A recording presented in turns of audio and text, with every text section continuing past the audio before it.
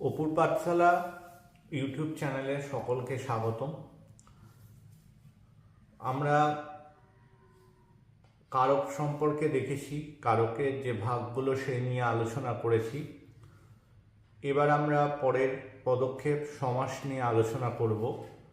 সমাস কি, সমাসের বিষয় কি, সমাসের ভাগ কটি, সমাস কত প্রকার, কি কি, যেমন দ্বন্দ্ব, কর্মধারয়, তৎপুরুষ, এমনকি সমাসের ভাগগুলো বাদ দিয়েও যে সমাসগুলো, যেমন বাক্যাশ্রয়ী, আলোক, অব্যয়ভাব, সেইগুলো নিয়েও একটু আলোচনা করব।